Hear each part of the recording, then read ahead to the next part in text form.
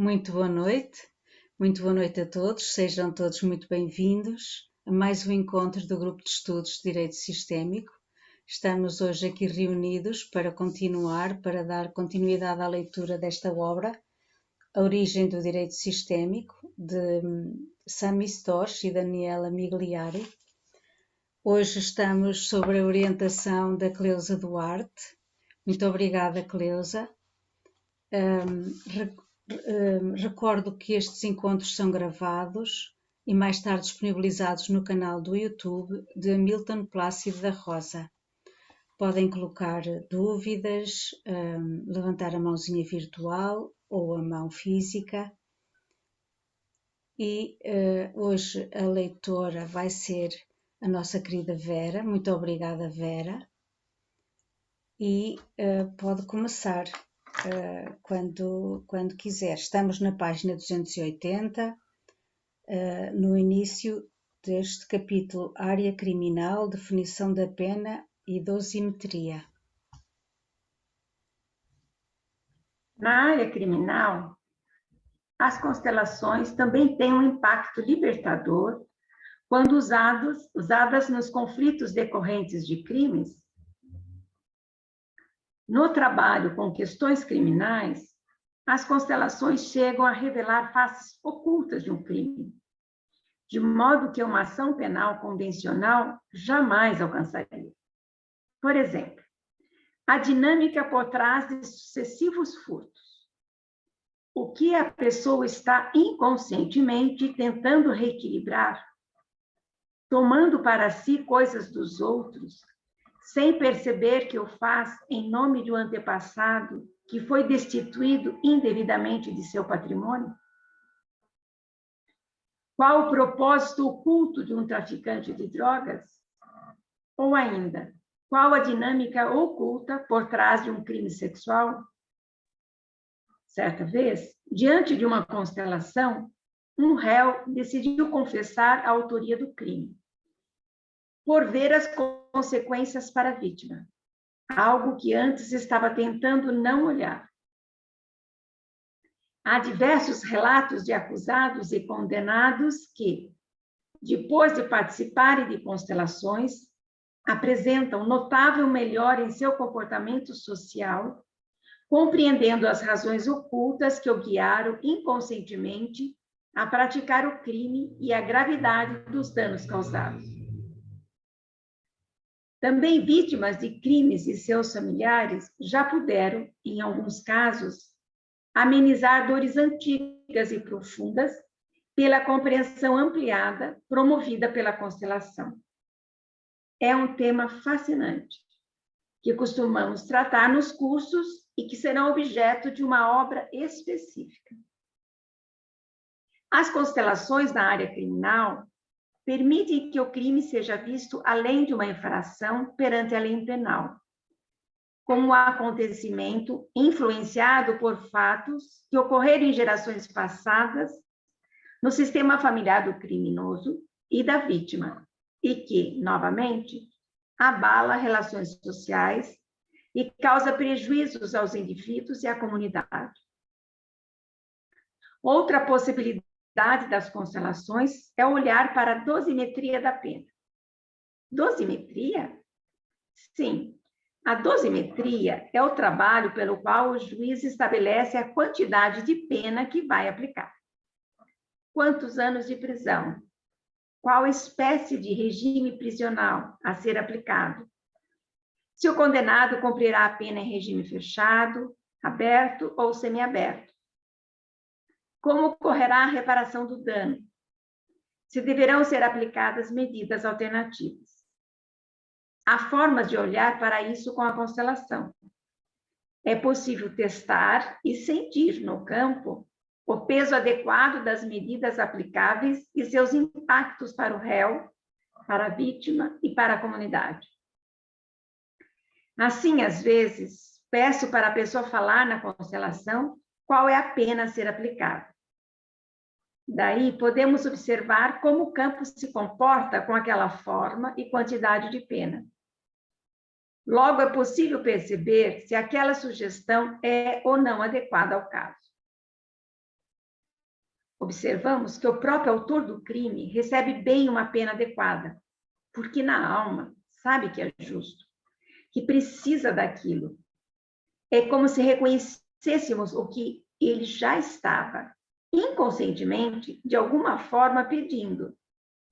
Ao praticar o crime e desafiar a lei, ele está mostrando algo que precisa ser visto e colocado em ordem. A pena adequada é o necessário para que se sinta digno de arcar com aquela responsabilidade. Quando a pena é exagerada, ele se revolta. Isso acontece porque a pena para o autor do crime é um remédio amargo, além de sujeitá-lo a efeitos colaterais. Por outro lado, a pena excessivamente branda também não gera bom efeito. Então, tem que ser na dose certa. Não só para o autor, mas para as vítimas e familiares de ambos também? Sim, é o mesmo efeito. Quando a pena é inadequada, isso se reflete no campo todo. Também as vítimas o sentem, principalmente quando pertencem à mesma família. De uma forma estranha, as vítimas têm esse vínculo com o agressor. A pena adequada, ainda que seja dolorosa, traz alívio a todos. Para o sistema familiar do agressor também, como esse vínculo se estende à família dele? Sim, para o campo inteiro, tanto do sistema familiar da vítima, quanto do sistema familiar do agressor. Mas, se a pena for abrandada, a família da vítima não acha que é muito pouco? Todos são observados nessa dosimetria? Sim, o ideal é que seja assim. A justiça deve olhar para todos, incluindo, obviamente, a vítima, a sua família e a comunidade. Essa é a visão da constelação. Não se trata necessariamente de abrandar a pena.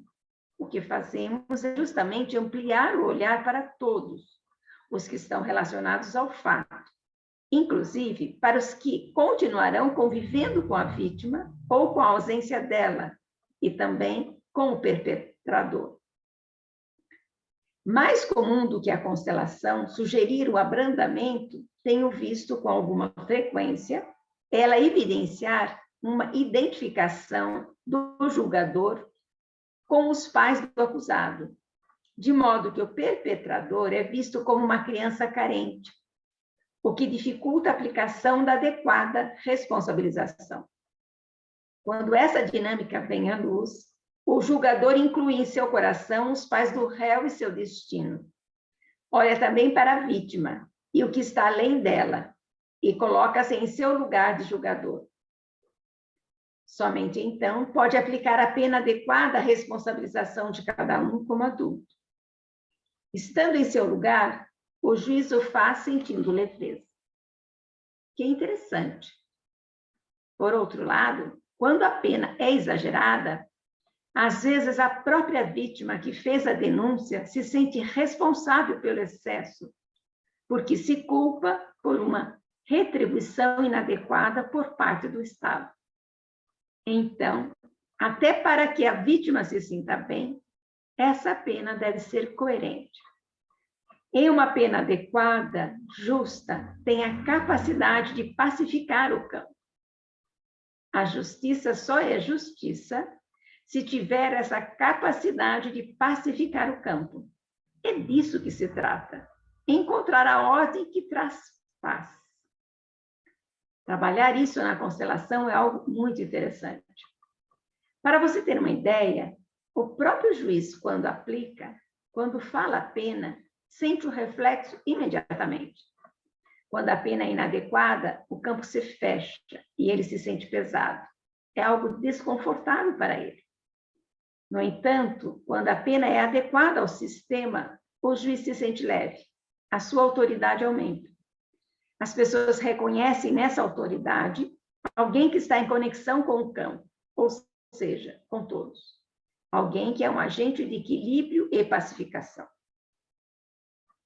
Pode ocorrer de as pessoas questionarem sobre a segurança de tratar da dosimetria dessa forma. Então, quais são os cuidados que você adota como juiz para garantir a imparcialidade no momento em que define essas penas. Por exemplo, cuidar para nenhum dos representantes conhecer nem a vítima, nem o agressor, evitando o risco de atuarem de forma pessoal nessas constelações. Todas as vezes em que tive oportunidade de fazer esse tipo de movimento em constelações, foi com juízes, em cursos e workshops, sem a presença das partes. Esse trabalho serve para o juiz ter mais clareza acerca dos impactos de sua decisão num sentido ou no outro. Já aconteceu do juiz estar pensando em aplicar uma pena branda e a constelação mostrar que aquilo traria insegurança e sofrimento a todos, inclusive ao réu, sendo mais adequada uma pena maior. Também já vi, como mencionado anteriormente, o juiz estar pendente à condenação, mas a constelação, por meio do incômodo nos representantes das vítimas, o colocar em dúvida, indicando que tal solução seria injusta. Ou o contrário, a constelação indicou que a condenação faria sofrer todo o sistema, incluindo a vítima, e que a absolvição é que traria alívio.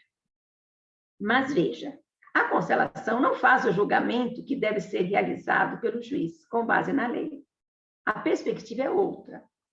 A constelação olha para as pessoas envolvidas e indica o caminho do equilíbrio, da liberação das dores, do reconhecimento da responsabilidade de cada um. A sentença criminal é diferente. Ela considera basicamente o fato ocorrido, o grau de culpabilidade do réu e a previsão legal quanto à pena aplicada. Ou seja, o julgamento técnico do juiz olha para o passado. A constelação tem o foco no presente e adiante. Caberá, então, ao juiz, dentro das possibilidades legais e das suas convicções, alinhar os dois de modo que um julgamento justo, relativo aos fatos praticados no passado, proporcione alívio e força no presente e a construção de um futuro melhor. Em todo caso, é claro que os julgamentos devem seguir estritamente o que diz a lei. O juiz deve continuar fundamentando suas decisões nas provas dos autos, sem se afastar dos critérios legais. Fazer diferente disso seria perigoso. Por mais que se confie na constelação em si, sabemos que consteladores e juízes são todos humanos, sujeitos a vieses e tendenciosidades, próprios aos emaranhamentos de cada um. O homem necessita de parâmetros legais. Tem um mínimo de pena a ser seguido, certo? Vera, não está cansada? Não está cansada? Podemos fazer a pausa. Podemos fazer a pausa e recorrer aos universitários aí, o Eurico e o Ronaldo, para nos auxiliar na compreensão disso. Eu só queria fazer um comentário na hora que ele fala lá mais comum que a consideração sugerir o abrandamento, tendo visto com frequência evidenciar uma identificação do julgador com os pais, né? Ele está falando aqui das leis, da ordem, da ajuda, né? A terceira, a última, né, que é colocar todos dentro, dar um lugar para todos no coração, né? Ou colocar todos diante da visão, olhar todo, né? Ele fala também da segunda, eu acho que é um adulto julgando um adulto, né, na maioria dos casos, né? Então, e ele fala também do juiz se colocar no lugar dele, quer dizer, ele vai fazer o que ele precisa fazer de acordo com o que ele precisa fazer, sem querer fazer mais, né? Então, quer dizer, nesse ponto que eu achei interessante, até grifei no meu livro, né, que ele está tratando das ordens da ajuda, né, de uma forma bastante precisa, assim. O juiz tem que se colocar no lugar dele, não pode se permitir receber a transferência, nem deixar haver uma contra-transferência, né? Ele se mantém no lugar dele, ele se sente tranquilo no exercício da profissão dele, no exercício de julgador, né? Achei bastante interessante.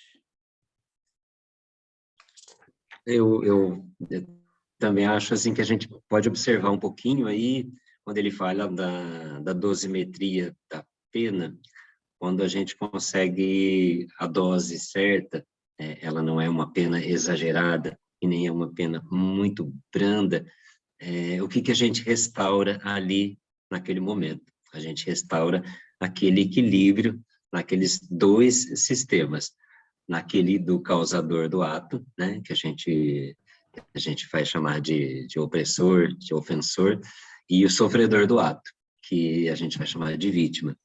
Então, é interessante a gente observar que, quando se fala em dosimetria da pena, a gente trabalha também nesse princípio sistêmico, da gente equilibrar novamente aquilo que foi desequilibrado por parte da pessoa que causou o dano, o causador do fato. Isso para não falar em vítima e ofensor. Então, é importante a gente ter essa reflexão de que a dose certa, nem muito branda, nem muito exagerada, ela vai recuperar o equilíbrio naquilo que aconteceu entre as duas pessoas envolvidas, ou mais partes envolvidas no fato que ocorreu, né? Creuza. Oi. Não, desculpa. Fala, Você fala. que trabalha com florais, você sabe, né? A dose é o que diz se é veneno ou se é remédio, né? Exato. Era isso que eu ia falar. A dose certa é importante até na culinária, né? Se você não tiver a dose certa, você não vai ter o resultado, um bom prato. Né? E eu queria, durante essa leitura e a leitura da semana passada, eu me lembrei de uma situação, uma reportagem que eu vi uma vez, que faz a gente refletir sobre as consequências desses atos não julgados, né? Era uma reportagem sobre um traficante em Benin, na África, um país africano. E esse traficante, ele era descendente de um traficante de escravos. E na hora que ele foi interpelado, ele fala: meu avô traficava pessoas, hoje eu trafico drogas. Né? Então, tipo assim, a coisa foi passando de geração em geração até chegar naquele homem. Não sei quantas gerações isso aconteceu, né? Então, quando não tem um ressaldo do equilíbrio do que foi feito, isso vai se perpetuando dentro do sistema. Então, realmente, essa coisa de olhar a dosimetria, eu acho que é fundamental.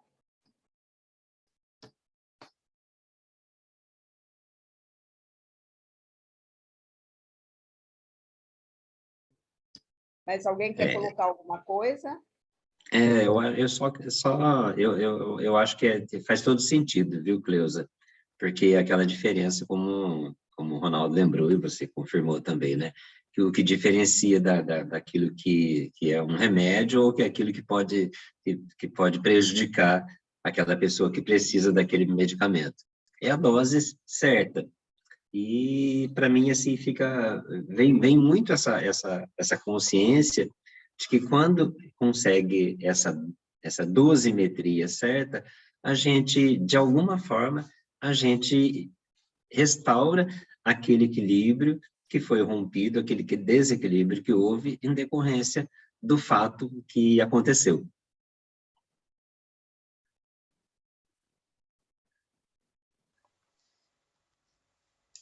Eu gostava de ressaltar que essa dosimetria realmente é muito importante, até porque é importante para o agressor e também para a família da vítima e para a própria vítima, porque ambos os lados precisam de seguir adiante e cada um dos lados vai viver essa pena vivida de um lado e do outro como uma necessidade de equilíbrio. Então, o agressor vai viver esse luto, que é a sua pena, e a família da vítima ou a vítima também vive o seu luto. e depois desse luto vivido, aí sim pode haver um caminho para diante, para a frente, e sem exigências novas, não é? E acho isso muito importante. Também achei muito importante ele falar que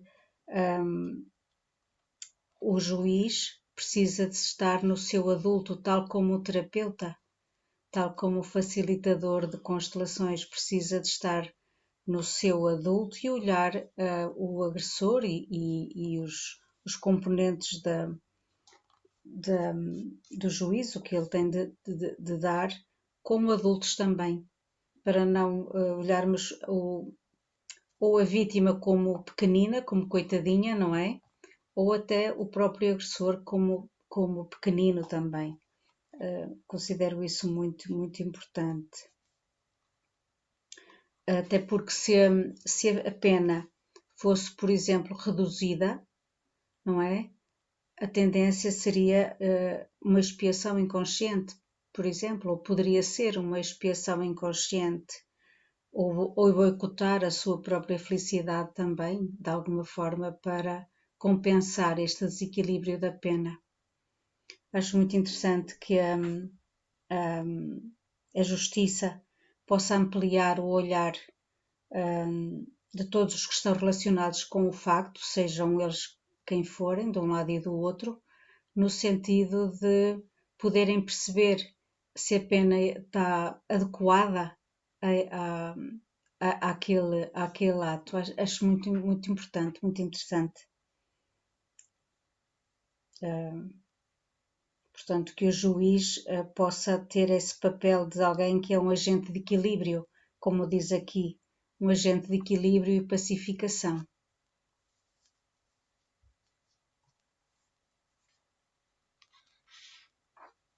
Ótimas essas reflexões, Manuela, porque realmente, né, a gente tem que... O papel que ele representa ali é fundamental, né, para...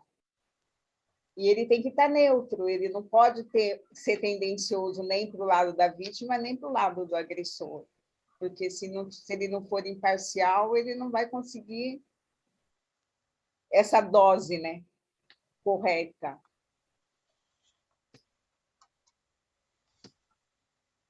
Mas alguém quer falar alguma coisa ou a gente pode seguir na leitura?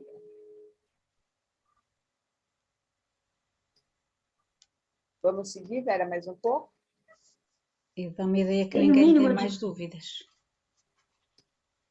Sim, Vera, por favor, peço desculpa. Tem um mínimo de pena a ser seguido, certo?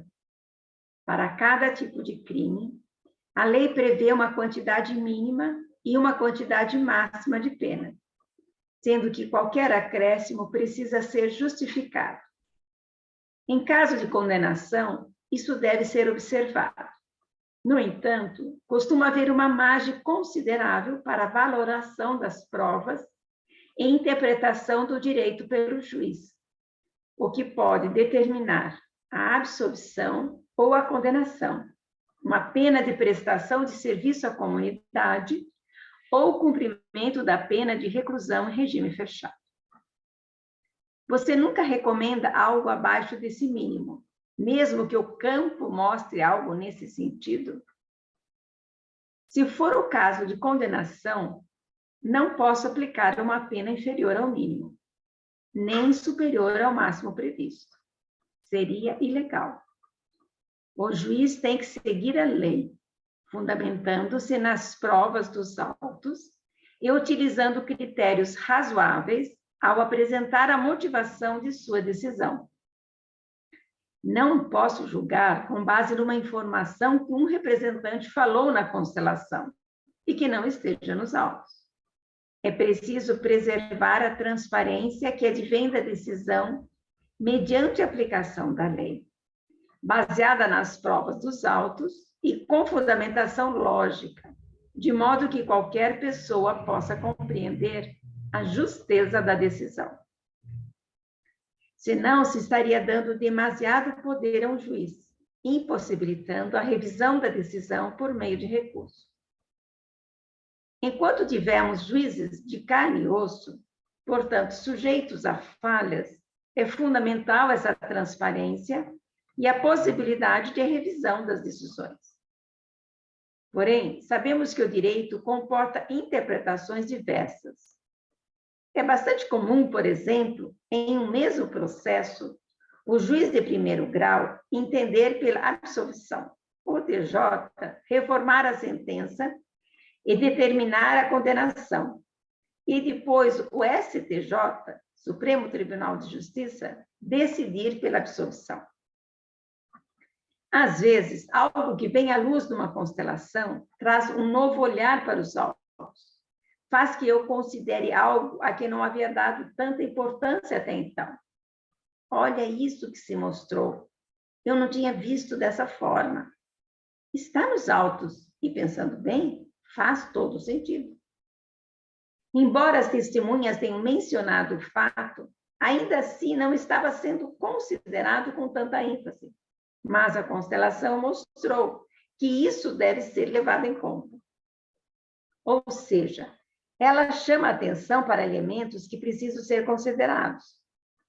Como eu não posso deixar de seguir os critérios legais e o que está nos autos, o que posso fazer é, a partir da imagem apresentada pela constelação, decidir conforme a lei determina, baseando-me nas provas dos autos e com a fundamentação necessária.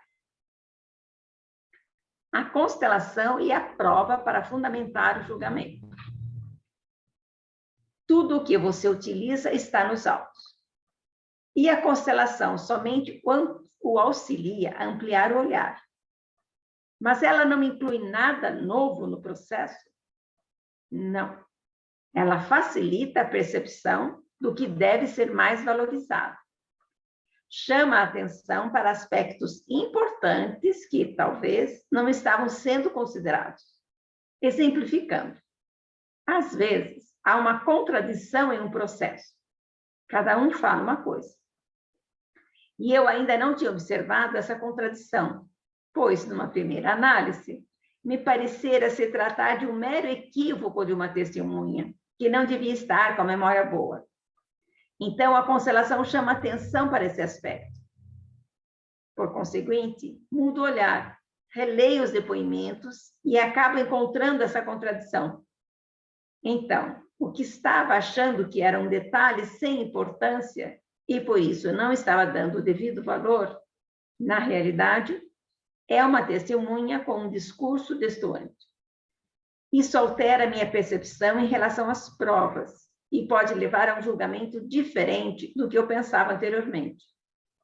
O julgamento continua sendo feito conforme as provas constantes dos autos, mas sua análise fica mais sensível.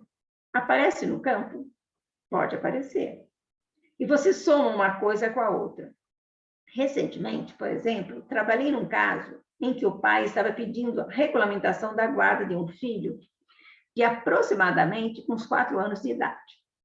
Ele havia sido acusado de ter praticado abuso sexual contra esse filho. Só que o processo do pedido de regulamentação de guarda veio para a vara de família, mas o caso estava sendo acompanhado pela vara da infância e juventude. Então, ele estava impedido de se aproximar da criança durante todo o processo de apuração da denúncia. Perícia, depoimento especial, estudo psicológico, enfim, tudo que envolve uma situação assim estava a cargo da vara da infância e juventude. Mas, superado todos esses procedimentos, nada ficou provado contra esse pai.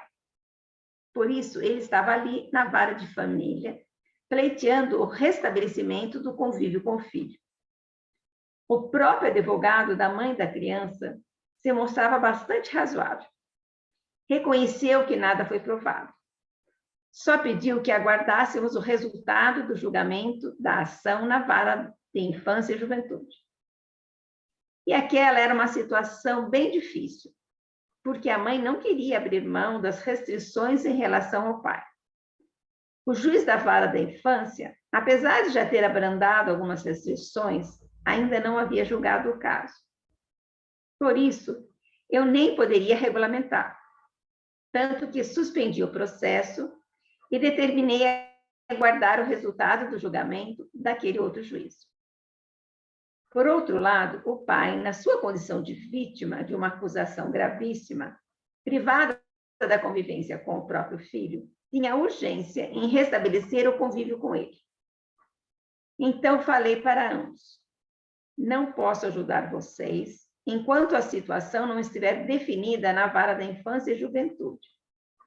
Mas posso sugerir, se vocês aceitarem, que constelemos essa situação agora. E eles todos concordaram. Então chamei meus estagiários, minha assessora, a digitadora, o pai, a mãe e os advogados de ambos. A sua equipe gosta de fazer as constelações? Sim, é diferente, né? Saem do ritmo do trabalho normal, é bem interessante. Então fizemos a constelação. E nela, o filho tinha medo do pai. Todas as vezes que ele se aproximava, o filho se recolhia. Era visível a sua insegurança. E a mãe se colocava no meio e o protegia. Mas não parecia um caso de mera alienação parental. Não tinha os traços que configuram a alienação. O próprio advogado do pai reconheceu que foi feito estudo psicológico e nos autos tinha um relatório mostrando que, apesar de o pai acusar a mãe de alienação parental, não se reconhecia essas características na criança. Então, o filho estava preservado. Na constelação, ficou visível que havia realmente um receio do filho em relação ao pai. Então, decidi colocar os representantes do pai e da mãe na constelação, um diante do outro. Nesse momento, o representante do pai não conseguiu olhar para a mãe. Ele apenas disse: eu sinto vergonha. Veja, isso não prova nada. Essa constelação não prova se o pai fez ou deixou de fazer alguma coisa contra a criança.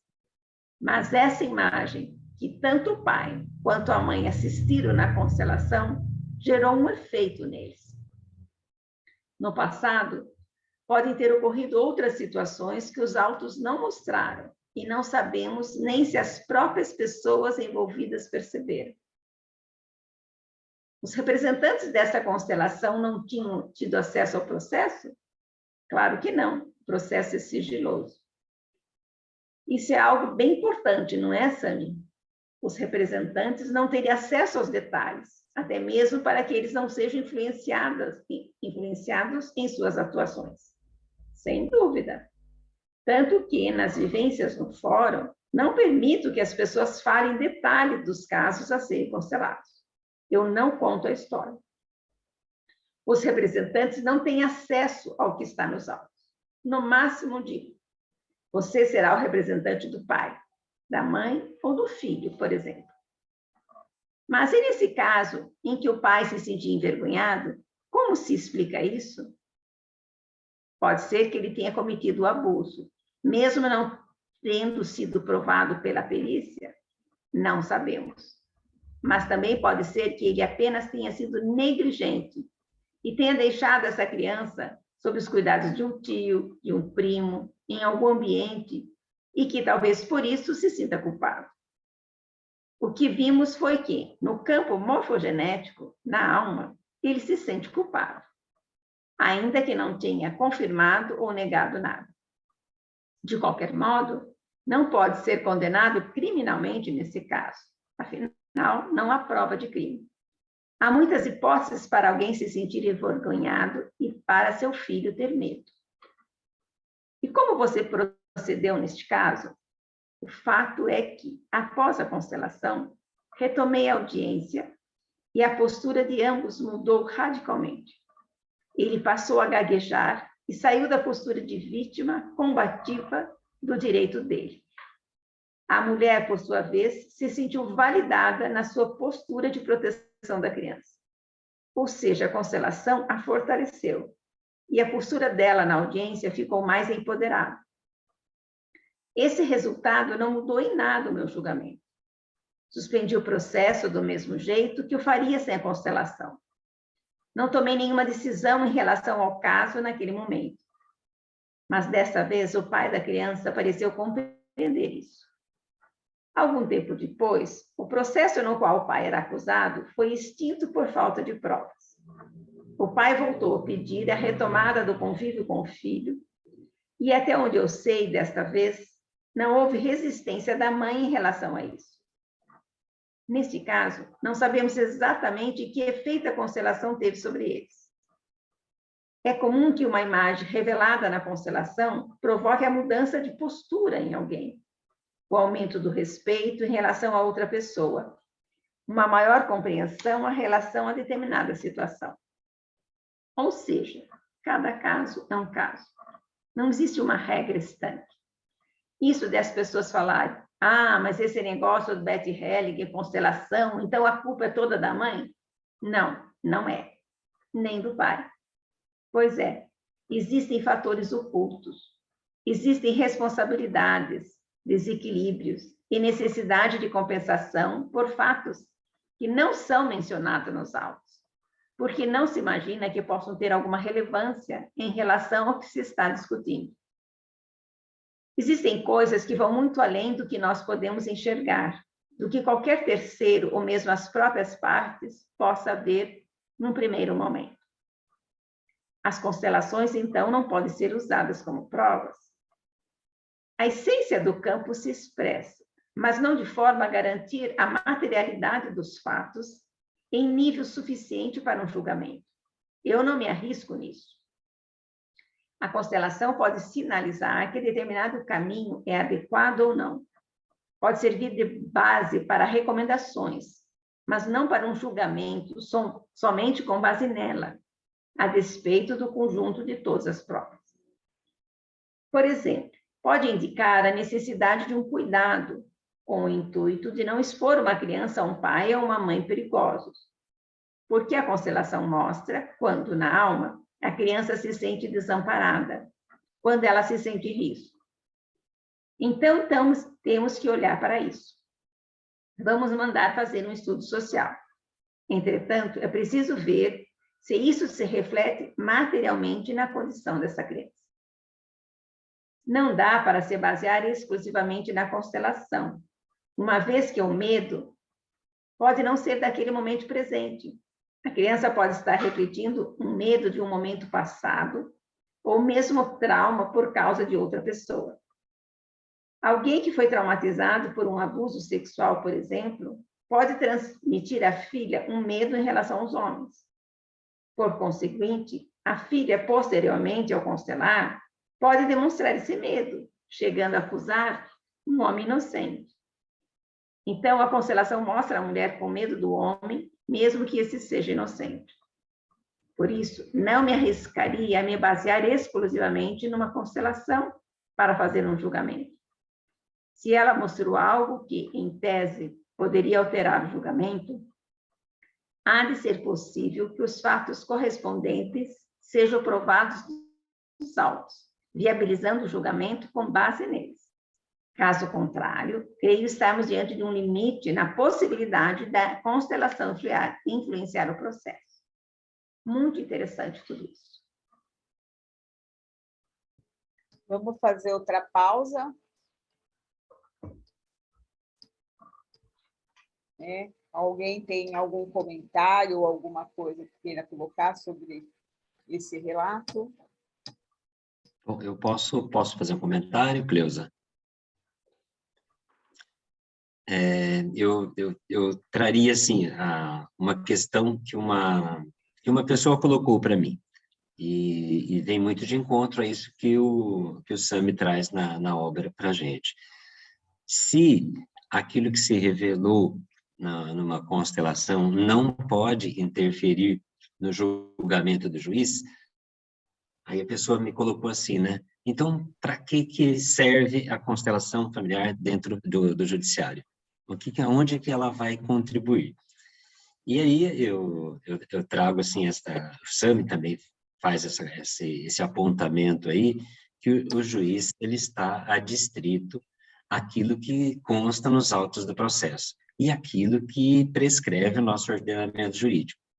Porém, quando a gente trabalha com uma constelação e uma outra dinâmica se revela, isso vai ter efeito além dessa pena que aquela pessoa está sofrendo por conta do ato que ela cometeu. Então, qual que é o efeito da constelação?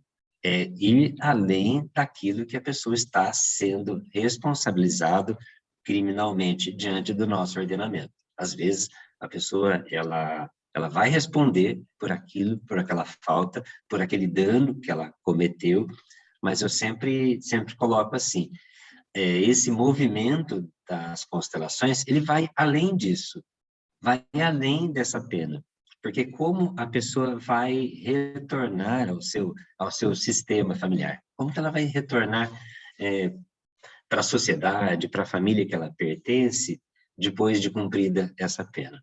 Aí sim, esse efeito da constelação familiar, aí a gente pode sentir, porque ele vai além daquilo que prende o juiz, que é o ordenamento jurídico, e aquilo que está descrito nos autos do processo.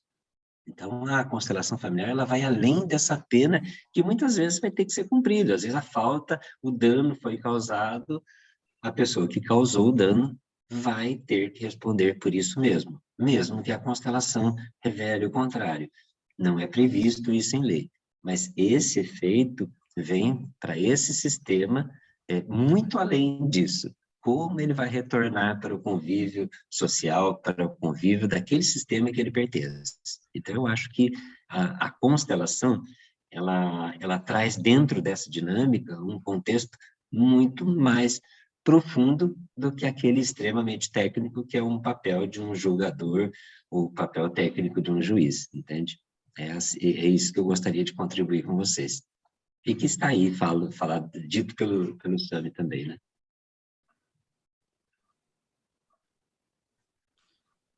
Deixa eu fazer um comentário. Quando ele fala lá atrás que o direito comporta interpretações diversas, né? E só corroborando com o que o Eurico acabou de falar sobre o juiz se ver obrigado a analisar o que está no processo, é complicado.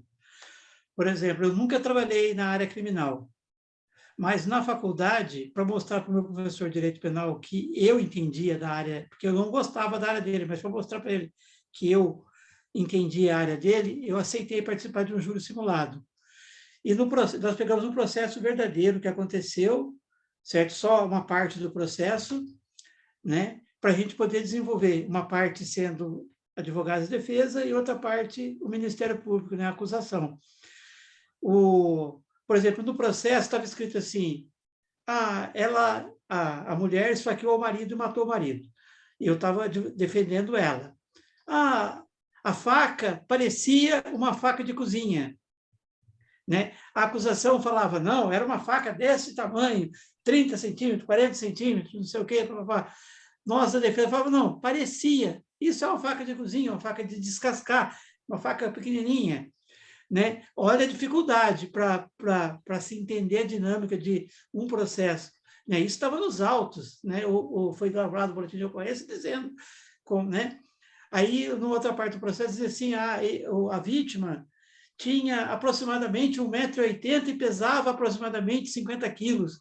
Aí a acusação falava, olha o absurdo para você ver como uma mulher, né, podia matar de forma tão agressiva o marido, que tinha 1,80 m e pesava 50 quilos. Aí nós dizíamos, não, aparentemente pesava 50 quilos. Aparentemente é uma coisa tão relativa que, aparentemente, eu posso ganhar na Mega Sena, aparentemente, quer dizer, olha para você ver a dificuldade da dinâmica, tudo estava nos autos, quer dizer, cada um vê aquilo, né, que vai basear o trabalho que precisa ser feito.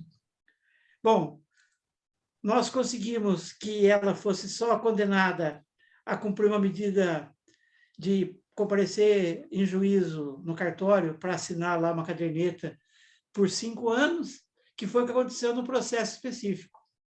Posteriormente, um outro aluno foi conversar com essa mulher e ele descobriu que, na realidade, ela, na noite anterior, porque o marido dormia com a faca que ela matou ele. Ele perguntando para ela, conversando, depois já tinha passado mais de 10 anos do fato, já estava livre, ele perguntou para ela, né, o que tinha acontecido de verdade. Ela falou, não, na noite anterior, eu peguei a faca e coloquei na mesa. E eu falei, se amanhã ele fizer alguma coisa para mim, eu mato ele. Chegou, ela acordou de manhã, ele deu uma rasteira nela, ela caiu no chão, levantou, pôs a mão na mesa, pegou a faca e deu 19 facadas nele. Quer dizer, olhe para você ver, né? Uma faca grande, pequena, um homem alto, baixo, gordo, quer dizer, olha a dificuldade que os altos traz para um juiz analisar. Né? E a filha dizia não, todo mundo dizia não, porque ele judiava dela, outras pessoas não, porque ela judiava dele. É uma dinâmica, né? Se a constelação mostrasse qual era a dinâmica que existia por trás, né? Daria para ter um entendimento diverso. Mas é uma situação bastante complicada para o juiz julgar um processo baseado só no papel, né? E baseado no que uma parte fala e que a outra parte fala, né? E o que consta do boletim de ocorrência, que, da maioria das vezes, é muito mal feito, né? Depois, a denúncia do Ministério Público também, que, geralmente, às vezes, não é feita com primor de qualidade. Quer dizer, tudo isso faz que aconteça isso, que haja a dúvida. Cometeu, não cometeu, era alto, era baixo, era gordo, era magro. Quer dizer, é muito difícil para o juiz julgar. Era isso que eu tinha que falar, só. Obrigado.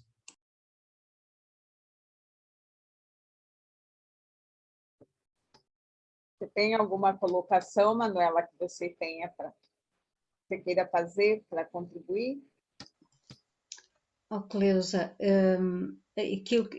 considerei muito importante aquilo que o Eurico falou e o Ronaldo também. E para mim o importante também é referir que, apesar de tudo isso, o juiz precisa de ser imparcial e limitar-se àquilo que consta nos autos, não é? Ele não pode basear a condenação num parecer de uma constelação. A constelação pode trazer uma luz sobre a dinâmica, mas a pena tem que ser atribuída por aquilo que é provado. Eu não tenho formação de direito, portanto não sei muito bem basear estas palavras específicas.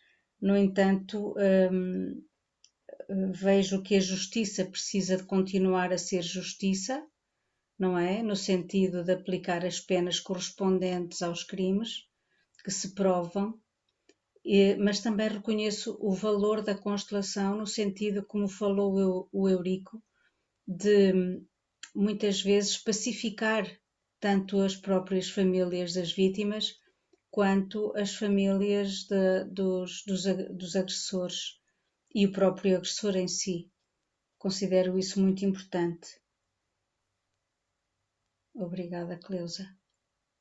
Então, eu também concordo plenamente com isso, né? Com esse papel da constelação, de conseguir levar uma luz, mostrar algo que estava oculto antes, né? Na hora que vem à luz alguma informação, alguma colocação, a pessoa pode se posicionar de uma forma diferente. Um movimento vai acontecer na alma dos dois grupos que estão, ou mais, né? Dependendo da situação, são mais grupos envolvidos, né? Então, se a constelação traz à luz alguma coisa, isso vai reverberar e pode estar levando realmente a um movimento de pacificação maior. Eu, pelo menos, penso dessa forma, né? Porque enquanto você não vê o que está atrás, você vai se colocar na posição de julgador, né? Você vai querer salvar uma parte ou outra parte.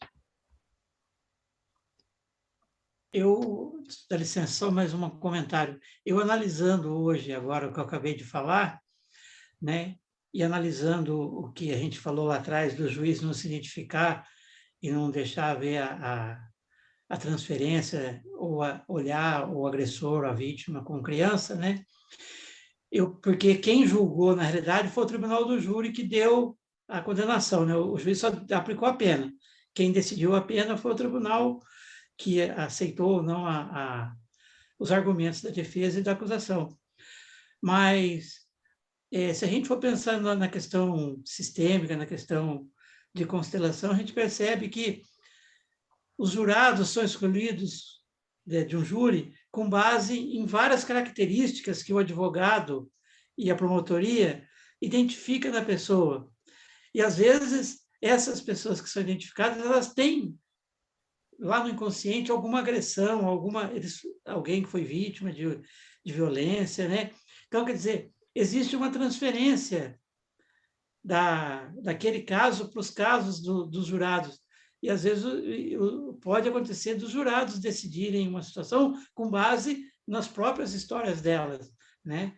Então, quer dizer, em se colocando numa constelação para ver esse aspecto mais completo, mais, né? Talvez mostraria uma condição disso, né, que eu estou falando, de que existem várias partes lá que estão julgando ou decidindo com base nas suas próprias histórias, nas suas próprias emaranhamentos, né? É bem interessante. Eu analisei isso agora, pensando a respeito do que eu falei.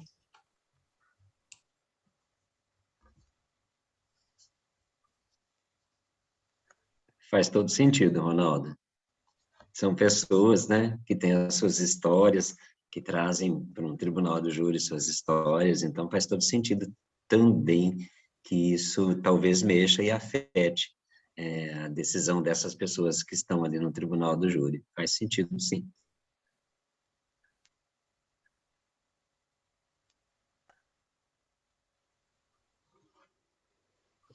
Então, para nós que não atuamos nessa área, né, tipo assim, eu não faço a mínima ideia de como é feito um julgamento, do que envolve tudo isso. Então, fica difícil da gente fazer colocação numa coisa que está distante da gente, né?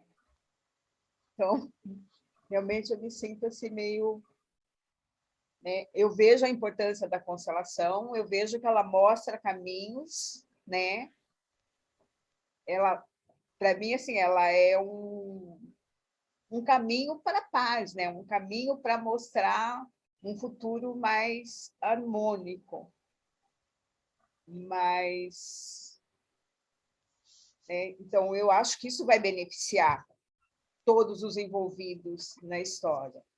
Mas, com certeza, se as pessoas são escolhidas para estarem ali e votarem sim ou não, né?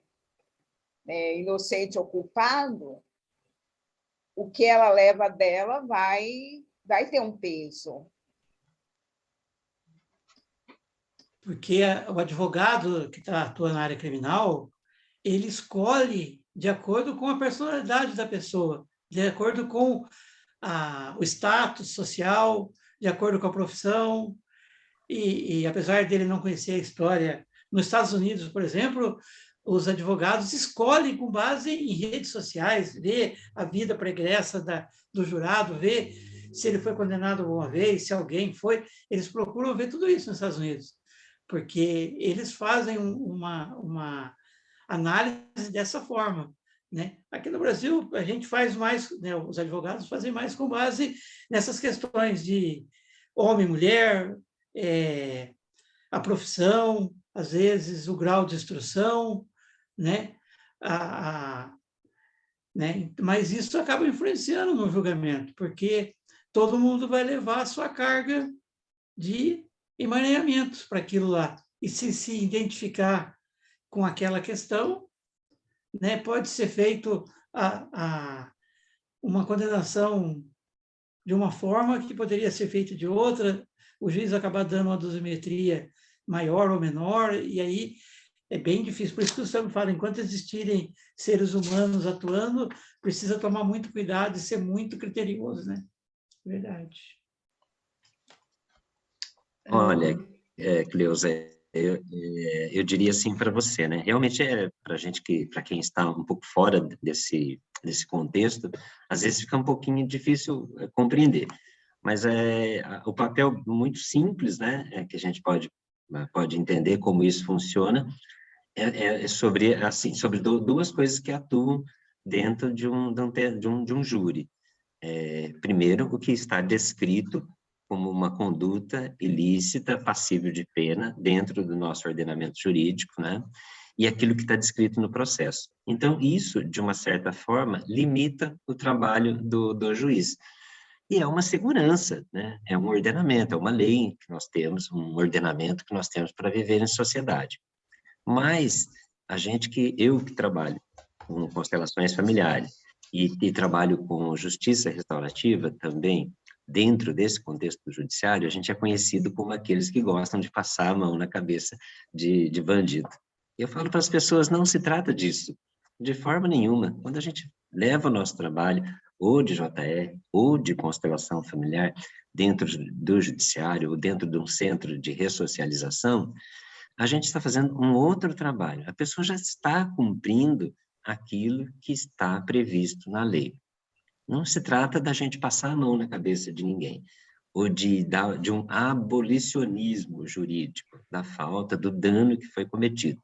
Mas a gente, nesses dois movimentos, a gente tenta trabalhar um pouquinho além daquilo que a gente está vendo e que já foi decidido pelo tribunal, já foi dosificado pelo juiz. Então, tanto o trabalho da constelação quanto da justiça restaurativa, eu sempre penso dessa forma. É um trabalho que vai além daquilo que o ordenamento prevê e limita o magistrado dentro das suas decisões, né?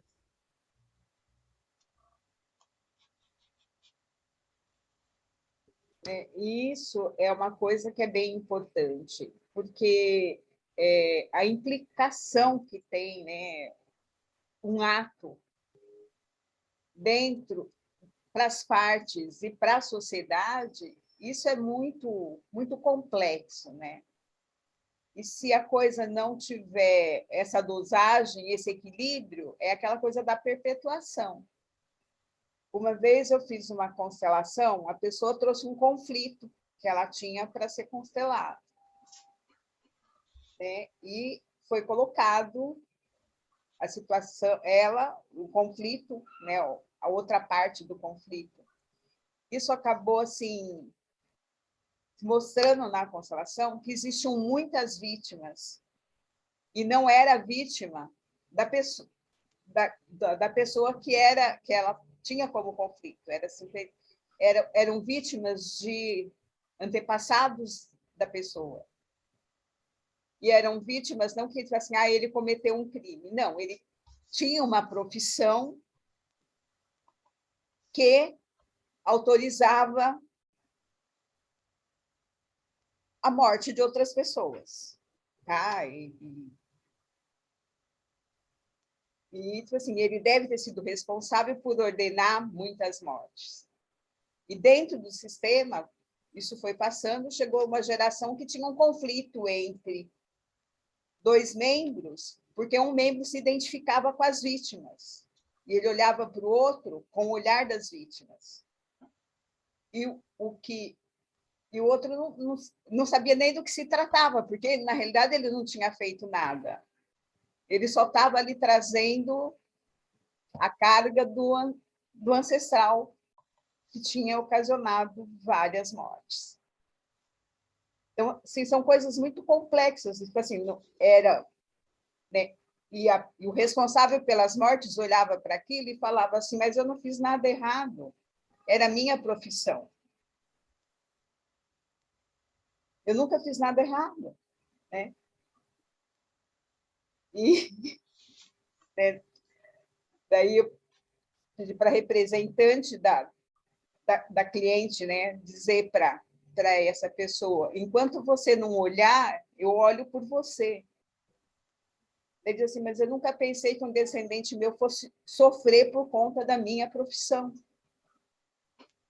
Mas se você não assumir a sua responsabilidade, alguém tem que assumir. Isso ele mudou a postura, conseguiu olhar para as vítimas e a cliente conseguiu respirar aliviada.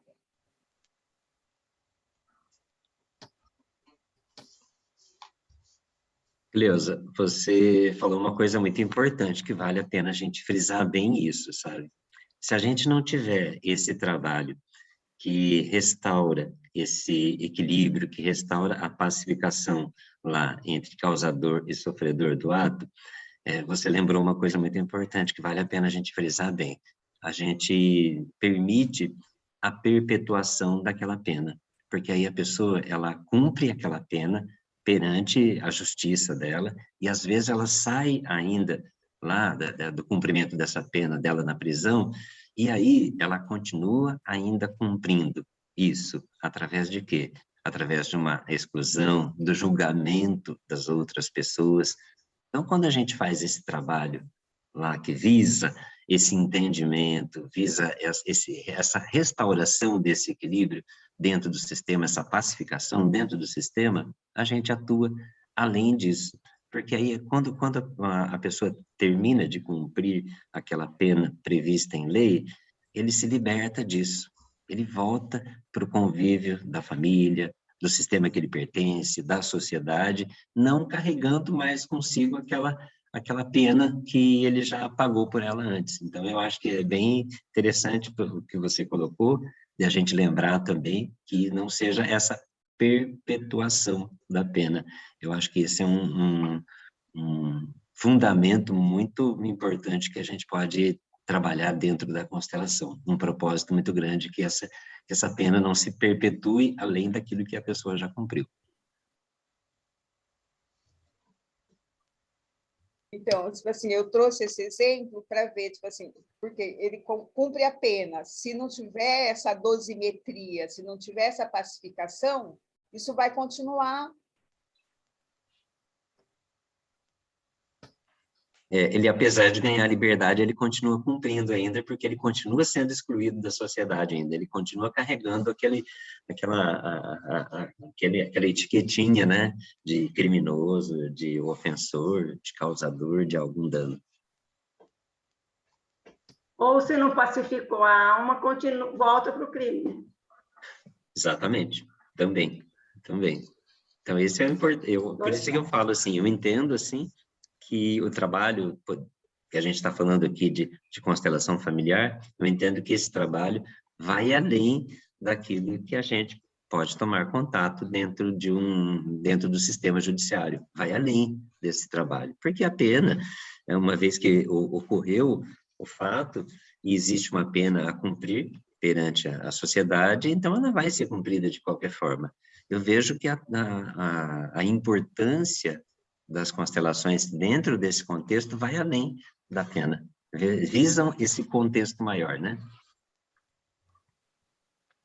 Eu entendi também que o Dr. Samir coloca que os dados estão no processo e que às vezes ele não enxerga algo e que com a constelação ele passa a enxergar, né? Algo que parecia irrelevante e que não era irrelevante, né? Que tinha uma importância. Então eu penso que a constelação traz uma iluminação para o todo dos dados que ele tem na mão, né? Traz uma clareza, né? Algo a mais que não estava sendo visto, né? Então, é uma contribuição ímpar, né? A contribuição da constelação é levar uma luz ali, né? Para todos os que estão envolvidos no processo. Gente, agora vai começar um capítulo novo, e a gente também já está no horário, mesmo que a gente começou um pouquinho depois, eu acho que já deve estar dando a nossa hora, né, Manuela?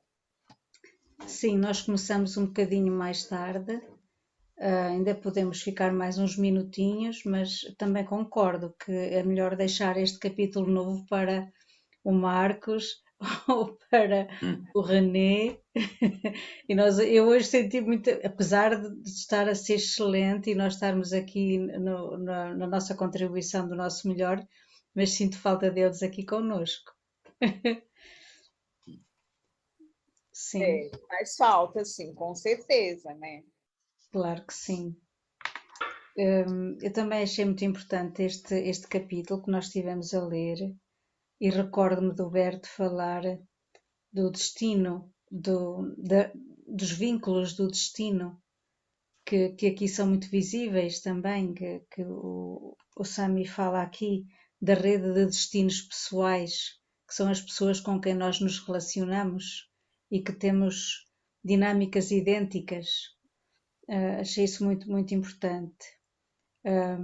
E que muitas vezes essas pessoas, trazer essa luz da constelação, permite que esse destino, que é aquilo que nos mantém presos, sem que saibamos porquê, não é? E que de alguma forma nos possa libertar para sair dele.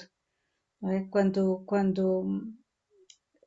a constelação traz ilumina esse passado, nós podemos desvincular-nos de alguma forma desse destino pesado e ganhar uma força que, enfim, que nos permite seguir adiante nesse caminho da reconciliação, que muitas vezes consiste em que os perpetradores olhem as vítimas também, não é? E as vítimas também, tanto uns como os outros, sejam respeitados pelas famílias, tanto de um lado como do outro, e que de alguma forma possam recuperar dignidade, que muitas vezes eu acho que falta olhar essas vítimas e esses perpetradores com dignidade. E muitas vezes a pena que eles cumprem, neste caso as vítimas, também lhes permite recuperar essa dignidade perante a sociedade. E eu acho muito importante isso também.